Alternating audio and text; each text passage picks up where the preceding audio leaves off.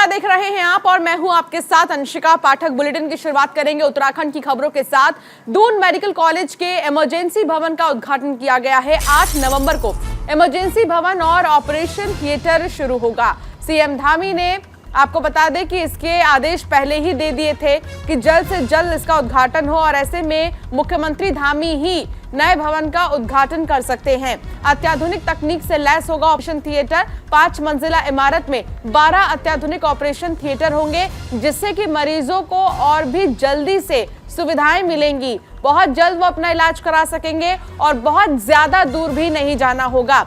उत्तराखंड में अस्पताल और आधुनिक तकनीक से लैस ऑपरेशन थिएटर नहीं होने की वजह से लोग हमेशा परेशान रहते थे और सीधे अलग अलग राज्यों में पहुंच जाते थे इलाज के लिए, लेकिन अब ऐसा नहीं होगा। अब आधुनिक तकनीक से लैस कई ऑपरेशन थिएटर बनाए गए हैं, जिनकी शुरुआत की जाएगी, जिनका उद्घाटन पुष्कर सिंह धामी करेंगे।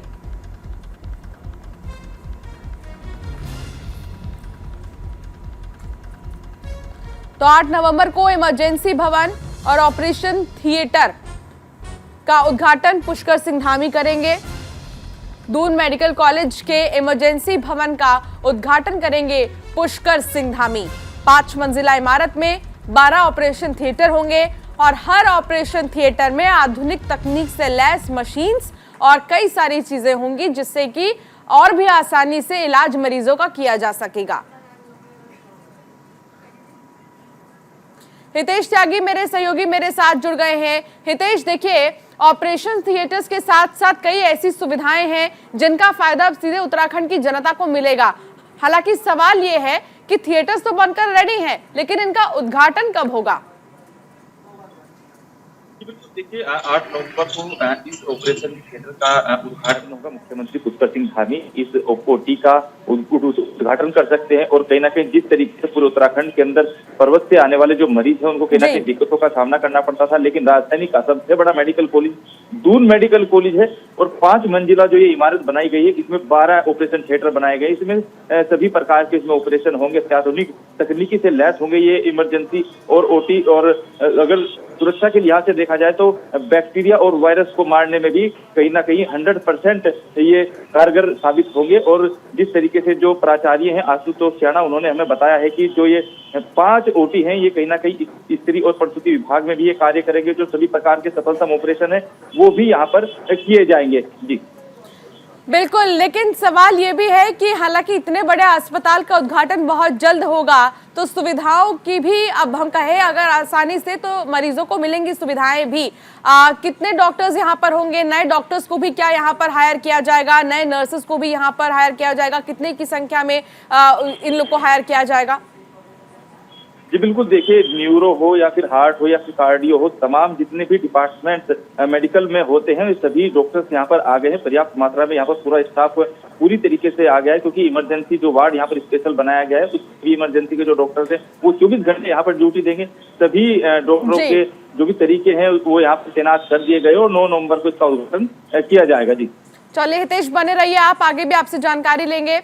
बढ़ेंगे आगे। इगास पर्व के मौके पर मुख्यमंत्री आवास पर जीवंत लोक संस्कृति कार्यक्रम का आयोजन हुआ, तो वहीं सीएम धामी ने भेलो पूजन कर भेलो खेल कर कार्यक्रम की शुरुआत की है। साथ ही लोकगीत और लोक नृत्य कलाकारों ने शानदार प्रस्तुति दी। लोक नृत्य में लोक कलाकारों के साथ मुख्यमंत्री भी शामिल हुए। सीएम धामी ने प्रदेशवासियों को इगास की बधाई दी, साथ ही अपनी लोक परंपराओं एवं लोक संस्कृति को आगे बढ़ाने का आह्वान किया। तो यहाँ पर पुष्कर सिंह धामी को आप देख रहे हैं लोग नृत्य करते नजर आ रहे हैं। पुष्कर सिंह धामी। इगास का पर्व बड़े ही धूमधाम से उत्तराखंड में मनाया जाता है। देहरादून की ये तस्वीर दिखा रहे हैं, जहां पुष्कर सिंह धामी अपनी पत्नी के साथ मौजूद हैं और यहाँ पर वो सीधे तौर पर आप देखेंगे तस्वीरों में जहां इस लोक पर्व को मनाते नजर आ रहे हैं।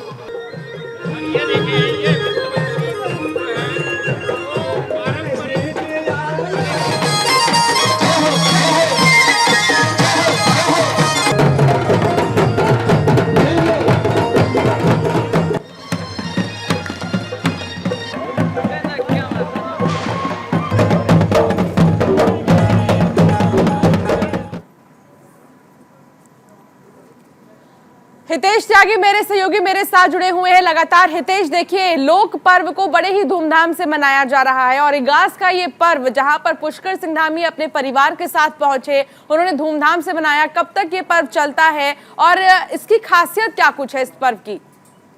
जी बिल्कुल, देखिए, तो बूढ़ी दिवाली इस पर्व को कहा जाता है। उत्तराखंड का लोक पर्व है इगास, और दीपावली के बाद से ही इस पर्व की तैयारियां शुरू हो जाती है। उत्तराखंड के जो पर्वतीय क्षेत्र है वहां पर सभी लोग अपने घरों में साफ सफाई करते हैं, दिए लगाते हैं और अन्य सांस्कृतिक जो कार्यक्रम है वो होते हैं। कल जो इगास का पर्व है बहुत ही धूमधाम से मनाया गया। मुख्यमंत्री ने खुद इसे पूरे हर्ष और उल्लास से मनाया, क्योंकि उन्होंने जो पर्वत के क्षेत्र के लोग जो बाहर रह रहे हैं उनको भी अपने पहाड़ पर आकर, अपने घर पर आकर इस त्योहार को मनाने का आह्वान किया है। तो कहीं ना कहीं जो बलूनी है, जो सांसद अनिल बलूनी, उन्होंने भी इस पर्व को एक नेशनल पहचान दिलाने का काम किया है, क्योंकि दिल्ली के अंदर भी राजनाथ सिंह समेत तमाम ऐसे बड़े दिग्गज नेता थे जिन्होंने विकास का ये पर्व बहुत ही हर्ष और उल्लास के साथ मनाया है। जी चलिए, ठीक है, बहुत शुक्रिया हितेश तमाम जानकारी साझा करने के लिए। तो उत्तराखंड में विभिन्न रीति रिवाजों के साथ उत्तराखंड का लोक पर्व इगास को लोगों ने बहुत ही धूमधाम से मनाया। इस अवसर पर लोगों ने अपने इष्ट देवी देवताओं, प्रकृति और पालतू पशुओं की पूजा अर्चना कर उन्हें कई प्रकार के पकवान खिलाकर सुख शांति समृद्धि और खुशहाली की कामना की है। आज सुबह से ही बच्चे, बुजुर्ग और महिलाओं ने घर और मंदिरों को सजाने के लिए घर के नाना प्रकार के फूलों की मालाएं बनाई है। तो वहीं गौवंशों को भी आज के दिन फूल मालाएं पहनाई गई हैं।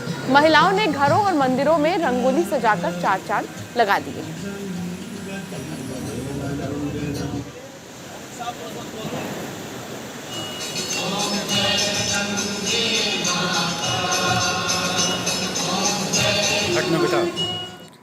तो इगास पर्व को लेकर लोगों में खुशी है और आप तस्वीर भी देख रहे थे जहां पुष्कर सिंह धामी ने आरती भी की है।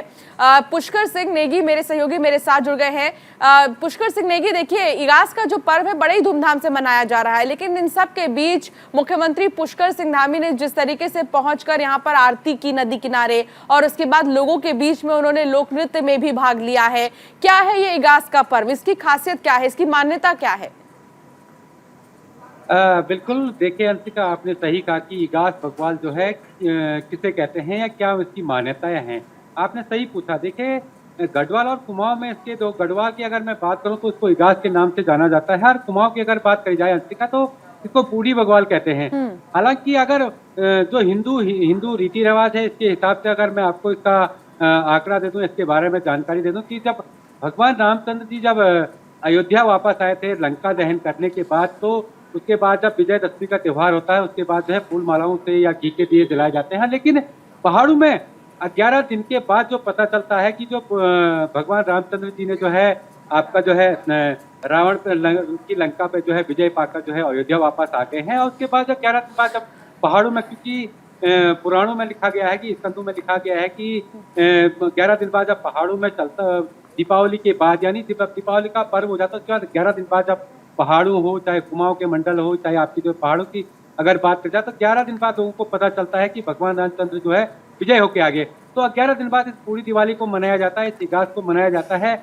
और हमारी जो संस्कृति है अंशिका, सबसे बड़ी बात है कि जो माधो सिंह भंडारी एक ऐसे गढ़वाल के एक ऐसे वीर योद्धा हुए हैं कि इनको भी जो है दीपावली में घर आना था, लेकिन ये 11 दिन के बाद ही जब एक लड़का था इनके, जो माधो सिंह के पिताजी हैं, इनका केवल माधो सिंह भंडारी एक लड़का था और दीपावली में नहीं पहुंच पाया। उसके बाद 11 दिन के बाद जो है अपने गांव पहुंचता है, और उसके बाद जो पूरी दिवाली यानी इगास की भगवान जो है गढ़वालों में या मनाई गई है। तो हालांकि पिछले दिनों आपने देखा होगा कि जो सांसद हमारे अनिल बलूनी जी हैं, उसके बाद जब पुष्कर सिंह धामी ने भी इसको जो हाईलाइट करने की कोशिश की थी कि गढ़वाली जो पर्व होता है, गढ़वाल की जो संस्कृति होती है, कुमाऊं की जो संस्कृति होती है, चाहे आप होली का पर्व लगा लीजिए या दीपावली का लगा लीजिए, तमाम तरह, क्योंकि जब दीपावली शुरू होती है अंशिका तो प्रत्येक गांव, प्रत्येक शहर में जो है जिस तरह से विजयदशमी का त्योहार मनाया जाता है और तमाम तरह रामलीलाओं का आयोजन होता है, चाहे पहाड़ से लेकर हो, मैदानों से लेकर हो। आज जब कल आपने देखा कि जब इगास भगवान जब मनाई गई, चाहे कुमाऊं की बात करी जाए या प्लेनों की बात करी जाए या पहाड़ों की बात करी जाए, तो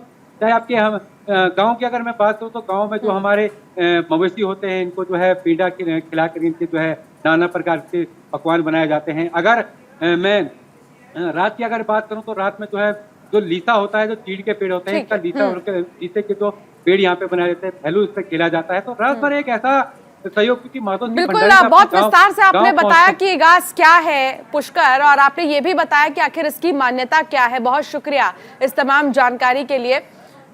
तो मुख्यमंत्री पुष्कर सिंह धामी की अगर हम बात करें तो लखपति दीदी योजना का शुभारंभ उन्होंने किया है।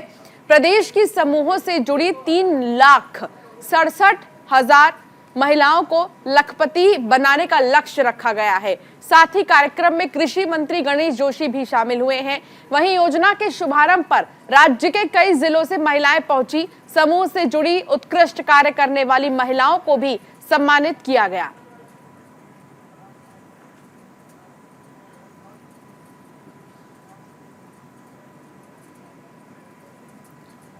तो वहीं गैरसैंण में 4 दिवसीय कृषि उद्यान और पर्यटन विकास मेला रंगारंग प्रस्तुतियों के साथ शुरू हुआ। इस मौके पर बतौर मुख्य अतिथि मुख्यमंत्री प्रतिनिधि अनिल नौटियाल ने मेले को 2 लाख रुपए की सहायता दिए जाने की घोषणा की है। साथ ही साथ मेले में हिस्सा लेने वाली महिला मंगल दलों और विद्यालयों को यथोचित करने का आश्वासन दिया है। उन्होंने कहा कि केंद्र और प्रदेश सरकार विकास के नए कीर्तिमान स्थापित कर रही है। पहाड़ में मेलों के विकास और पर्यटन में बदलाव को लेकर हर संभव कोशिश लगातार जारी है।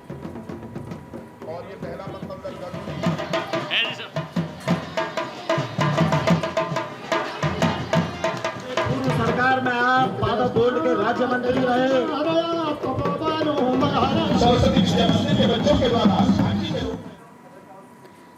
तो वहीं गैरसैंण में सत्र न कराए जाने को लेकर 3 विधायकों ने प्रदेश सरकार को पत्र लिखा है, जिसमें कहा गया है कि सत्र देहरादून में ही आयोजित हो। वहीं पत्र में तर्क दिया गया है कि सर्दी का मौसम है, ऐसे में वहां निम्न वर्ग के कर्मचारियों को दिक्कतें आ सकती हैं। पत्र लिखने वाले विधायक ना तो सत्ताधारी दल के हैं, नहीं मुख्य विपक्षी दल के कांग्रेस के हैं, बल्कि 2 निर्दलीय विधायक हैं, जबकि एक बसपा से विधायक है। इसको लेकर कांग्रेस ने सरकार पर तीखा हमला बोला है। कांग्रेस ने कहा है कि निर्दलीय और बसपा के विधायकों से जबरन पत्र लिखवाया जा रहा है और सूचना विभाग के तहत इसको बड़े पैमाने पर प्रसारित किया जा रहा है, ताकि एक माहौल बनाया जा सके कि सरकार गैरसैंण विरोधी नहीं है और देहरादून में सत्र आयोजित हो सके।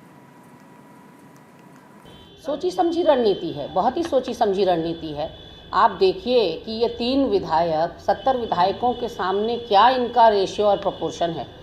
70 में से अगर 3 ने चिट्ठी लिखी है तो इसका मतलब कि 67 विधायक ऐसे हैं जो चाहते हैं कि गैरसैंण में शीतकालीन सत्र प्रस्तावित किया जाए। कहीं ना कहीं 2 मैदानी जिलों के विधायकों का पत्र लिखना, उसको सूचना विभाग के द्वारा प्रचारित प्रसारित करना और उसके बाद एक पहाड़ी विधायक यानी कि यमुनोत्री के निर्दलीय विधायक का पत्र लिखना या लिखवाया जाना कहीं ना कहीं एक रणनीति का हिस्सा दिखाई पड़ रहा है। और इसमें सूचना विभाग क्यों हस्तक्षेप कर रहा है, ये समझ से परे। उत्तराखंड में सरकारी नौकरियों में राज्य की महिलाओं को 30% क्षैतिज आरक्षण के लिए सुप्रीम कोर्ट में दाखिल विशेष अनुग्रह याचिका पर आज सुनवाई हुई। इस दौरान सुप्रीम कोर्ट ने नैनीताल हाईकोर्ट के फैसले पर स्टे लगा दिया है। वहीं कांग्रेस पार्टी के प्रदेश प्रवक्ता गरिमा दसौनी ने सुप्रीम कोर्ट का आभार व्यक्त किया, तो दूसरी तरफ प्रदेश सरकार ने उच्च न्यायालय के फैसले को सुप्रीम कोर्ट में चुनौती दे दी है। उच्च न्यायालय ने एक याचिका पर राज्य की महिलाओं के लिए क्षैतिज आरक्षण वाले शासनादेशों पर रोक लगा दी। अदालत की रोक के बाद प्रदेश सरकार पर क्षैतिज आरक्षण को बनाए रखने के लिए दबाव बन गया था। आई है मातृशक्ति को उत्तराखंड की, और धन्यवाद है उच्चतम न्यायालय का दिल की गहराइयों से कि उन्होंने उत्तराखंड जैसे विषम राज्य की महिलाओं की दुश्वारियों को, उनके कष्ट को, उनकी पीड़ाओं को समझते हुए उसका संज्ञान लिया, संवेदनशीलता दिखाते हुए हाईकोर्ट के ऑर्डर्स को स्टे दिया है। ऐसे में धामी सरकार इस मुगालते में ना रहे कि उसकी कहीं जीत हुई है, क्योंकि ये जो क्षैतिज आरक्षण है वो हमें खैरात में नहीं मिला है। बहुत संघर्षों के बाद, बहुत ज़्यादा योगदान और बलिदानों के बाद ये पृथक पहाड़ी राज्य मिला है और महिलाओं का इसमें सबसे बड़ा हाथ है। इसलिए मातृशक्ति को आज उनका अधिकार मिला है। ऐसे में मैं तमाम मातृशक्ति को एक बार पुनः शुभकामनाएं और बधाई देना चाहती हूँ। तो 10 साल पुराने ऑटो विक्रम सड़क से हटाने के फैसले का हरिद्वार की ऑटो यूनियन विरोध कर रही है। संभागीय परिवहन प्राधिकरण यानी आरटीए की बुधवार को हुई बैठक में देहरादून, हरिद्वार समेत 5 शहरों में मार्च 2023 से 10 साल पुराने डीजल और पेट्रोल से चलने वाले ऑटो विक्रम सड़क से हटाए जाने का फैसला लिया गया। वहीं प्राधिकरण ने इन वाहनों के जगह पर BS6 वाहन, इलेक्ट्रिक व्हीकल और CNG व्हीकल चलाए जाने की अनुमति दी है। वहीं प्राधिकरण के इस फैसले का हरिद्वार के ऑटो मालिक विरोध कर रहे हैं। उनका कहना है कि इससे हजारों ऑटो चालकों और मालिकों को भारी नुकसान होगा। ऑटो यूनियनों ने अपनी बात रखने के लिए मुख्यमंत्री को ज्ञापन भी भेजा है। हालांकि फैसला वापस न लिए जाने पर ऑटो यूनियन आंदोलन की चेतावनी दे रहे हैं। तो ऑटो यूनियंस का कहना है कि फैसले को वापस लिया जाए क्योंकि इससे उनको भारी नुकसान होगा। कुछ समय पहले ही यह आदेश जारी किया गया कि 10 साल पुराने जो भी रिक्शा और ऑटो हैं वो नहीं चलेंगे। विक्रम और ऑटो को बंद किया जाएगा। 10 साल पुराने जितने भी व्हीकल हैं अब वो सड़कों पर नजर नहीं आएंगे, अब जिसका विरोध तमाम ऑटो यूनियन कर रहे हैं। ये जो ऑटो विक्रम वाले गरीब लोग हैं, मध्यम वर्गीय हैं, ये फाइनेंस करा करके अपने ऑटो लेके आते हैं, जेब से 1 लाख या 50,000 भी जमा करा के आते हैं। उसके बाद अचानक से इनको दोबारा से वो ऑटो चेंज करना पड़ेगा। ये तो बिल्कुल मारे जाएंगे, कहाँ जाएंगे ये, और ये इस चीज़ को झेल भी नहीं पाएंगे। इसलिए सरकार को इस ओर भी ध्यान दे कि इन लोगों की परेशानी को ध्यान में रखे और सोच समझ कर फैसला ले, अन्यथा इसके लिए उग्र आंदोलन किया जाएगा और जल्द ही हमारा एक दल मुख्यमंत्री से मिलने जाएगा इस विषय। संजय पुंडेर मेरे सहयोगी मेरे साथ जुड़ गए हैं। संजय, ऑटो यूनियंस की तरफ से लगातार ये मांग की जा रही है कि इस फैसले को वापस लिया जाए, क्योंकि अगर ये फैसला वापस नहीं लिया जाएगा तो उनको भारी नुकसान होगा। और ये जाहिर सी बात है संजय, अगर ये हम सोचे कि 10 साल पुराने जितने भी विक्रम और ऑटो रिक्शा हैं वो अगर सड़कों पर चलना बंद हो जाएंगे तो हादसों में तो कमी होगी, लेकिन रोजगार पर इसका प्रभाव बहुत ज्यादा पड़ेगा। निश्चित तौर पर अंशिका, अब उत्तराखंड राज्य में परिवहन प्राधिकरण द्वारा एक फैसला लिया गया है कि जितने भी 10 साल पुराने ऑटो विक्रम होंगे वो सड़कों पर नहीं दौड़ सकेंगे। हालांकि इसके बाद जो ऑटो विक्रम यूनियन है वो सड़कों पर उतरकर लगातार आंदोलन कर रही है। उसका साफ तौर पर कहना है कि हमारी जो रोजी रोटी है यहीं से चलती है, हम अपने घरों का गुजारा इन्हीं को चलाकर करते हैं। लेकिन जिस तरह से परिवहन प्राधिकरण द्वारा फैसला लिया गया है, हालांकि इस फैसले का कई लोग स्वागत भी कर रहे हैं, क्योंकि हमने देखा है कि आए दिन जो पोल्यूशन है वो लगातार बढ़ता दिखाई दे रहा है, जिसके कारण कहीं ना कहीं जो एयर पोल्यूशन है उसकी मात्रा में वृद्धि देखी जा रही है। हालांकि इसको लेकर अब जो परिवहन प्राधिकरण है उनका साफ तौर पर कहना है अगर 10 साल से पुराने ऑटो विक्रम सड़कों पर दौड़ेंगे तो उनके खिलाफ कार्रवाई की जाएगी। हालांकि ऑटो विक्रम जो यूनियन के लोग हैं उनसे भी हमारी बात हुई है और सबसे पहले उन्होंने जिस तरह से एक ज्ञापन मुख्यमंत्री पुष्कर सिंह धामी को सौंपा है, उनका साफ तौर पर कहना है कि हमारी जो रोजी रोटी है वो इन्हीं ऑटो विक्रम से चलती है, अगर यह नहीं चलेंगे तो वो उन्हें घर चलाने में काफी दिक्कतों का सामना करना पड़ेगा। हालांकि इसको लेकर अब उनका साफ तौर पर यह भी कहना है अगर सरकार ने यह फैसला वापस नहीं लिया तो उन्होंने एक उग्र आंदोलन की यहाँ पर चेतावनी दी है। अंशिका, लेकिन संजय ये सोचने वाली बात है कि अगर ये विक्रम और तमाम जो ऑटो रिक्शा हैं वो नहीं चलेंगे तो कहीं ना कहीं यात्रियों को भी परेशानी का सामना करना पड़ेगा, क्योंकि आधे से ज्यादा विक्रम और ऑटो रिक्शा को देखकर ये समझ में आता है कि वो 10 साल पुराने ही हैं। देखिए अंशिका, साफ तौर पर जिस तरह परिवहन प्राधिकरण का ये फैसला है उसका जिस तरह से कुछ लोग स्वागत कर रहे हैं और जिस तरह से ऑटो विक्रम वाले सड़कों पर उतर गए हैं, साफ तौर पर उनका कहना है कि जो CNG है या फिर जो इलेक्ट्रिक ऑटो है उनको आप चलाएं और जिस तरह से 10 साल से पुराने जो ऑटो विक्रम हो गए हैं उनको ना चलाएं। इसी को लेकर यहाँ पर लगातार विरोध देखने को मिल रहा है। हालांकि अब आने वाला वक्त बताएगा कि राज्य सरकार इस पर क्या फैसला लेती है। अंशिका, बहुत शुक्रिया संजय इस तमाम जानकारी को दर्शकों तक पहुंचाने के लिए। हरिद्वार में वरिष्ठ संत और भूमा पीठाधीश्वर स्वामी अच्युतानंद तीर्थ ने शंकराचार्य परिषद और धर्म संसद के अस्तित्व पर बड़े सवाल खड़े किए हैं। उन्होंने शंकराचार्य परिषद के अध्यक्ष स्वामी आनंद स्वरूप को कानूनी नोटिस भेजते हुए पूछा है कि शंकराचार्य परिषद का गठन किस शंकराचार्य की स्वीकृति से हुआ है, साथ ही इस शंकराचार्य परिषद को धर्म संसद बुलाने का अधिकार है या नहीं। बता दें कि हरिद्वार में बीते दिनों हुई धर्म संसद को लेकर खासा बखेड़ा खड़ा हुआ है। धर्म संसद के आयोजक शंकराचार्य परिषद को इस संबंध में भूमा पीठाधीश्वर ने कानूनी नोटिस भी भेजा है। उन्होंने कहा है कि कुछ लोग शंकराचार्य परंपरा को बदनाम करने की कोशिश कर रहे हैं और ऐसे लोगों को भूमा पीठ बख्शेगा नहीं। किस किस शंकराचार्य से उसके पास प्रमाण है, किस किस शंकराचार्य ने स्वीकृति प्रदान की है, किस किस दंडी स्वामियों ने स्वीकृति दी है कि तू शंकराचार्य परिषद बना। उसका क्या अधिकार है शंकराचार्य परिषद बनाने का? हाँ, शंकराचार्य परिषद शास्त्रार्थ करा रहा है, स्वयं शास्त्र जो जानता नहीं है, शास्त्रार्थ क्या कर रहा है, मठामनाय क्या कहता है, समझे। वो जिन शंकराचार्य जी ने स्वरूपानंद जी महाराज से पहले जो शंकराचार्य रहे, उनके बाद स्वरूपानंद जी जब से शंकराचार्य बने वो तो विवादित है। एक शंकराचार्य दूसरे शंकराचार्य के क्षेत्र में जाता है तो वो शंकराचार्य उससे बिना परमिशन लिए नहीं जा सकता, वो अतिक्रमण कहलाता है उनके क्षेत्र में।